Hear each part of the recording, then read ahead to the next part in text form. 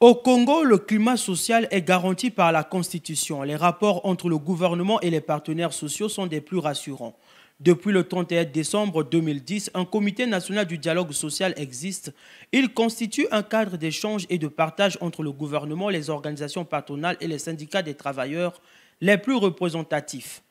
Il a entre autres mission de maintenir un climat social serein et prévenir d'éventuels conflits de travail.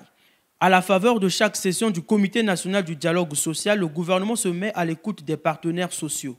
Des débats de très haute portée, des propositions concrètes et des engagements salutaires résument ainsi ces moments de concertation où les trois parties planchent sur l'avenir des fonctionnaires, discutent des problèmes qui rongent la vie des travailleurs et, le cas échéant, règlent les conflits sociaux. À la faveur des assises du dialogue social, le Comité national d'organisation, composé de l'ensemble de ses membres, a rencontré le Premier ministre pour accélérer les préparatifs et, par voie de conséquence, obtenir du chef du gouvernement son appui et son soutien. La séance de travail tenue quelques heures avant le grand rendez-vous a permis de créer les conditions optimales pour la session ordinaire du Comité national du dialogue social qui s'ouvre ce samedi 7 janvier 2023 à Brazzaville. Nous sommes à la veille d'une session et nous avons pensé qu'il y a des points qu'il fallait discuter avec le Premier ministre parce que pour nous pensons que ça fait plus de 10 ans que nous faisons cette pratique et qu'on est venu demander au Premier ministre que nous avons besoin de la présence de certains ministres pour essayer d'éclairer le comité sur certains points qui n'avancent pas. Pour le Premier ministre, il pense que c'est une pratique d'ailleurs qui existe. Il nous a dit qu'il est prêt à signer. On va travailler avec le secrétariat permanent en fonction des points inscrits à l'ordre du jour pour identifier ces ministres et certains DG pour venir nous éclairer. Il est une fois de plus démontré que le gouvernement fait du dialogue social sa priorité.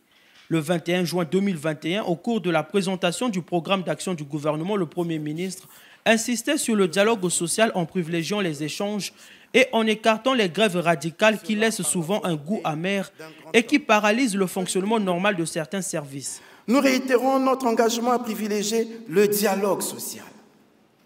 Ce dialogue doit être immédiatement engagé là où il n'a pas encore démarré. Au nom du dialogue social, le gouvernement doit une information permanente et claire à tous les travailleurs, qu'ils soient de la fonction publique ou du secteur privé. Il doit offrir un cadre de discussion ouvert à toutes les parties intéressées.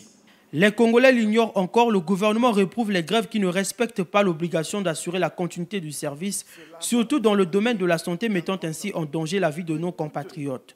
S'il faut se référer à la loi, l'exercice du droit de grève n'est pas tolérable lorsqu'elle porte atteinte au droit à la santé, au droit à la vie et au droit à l'éducation.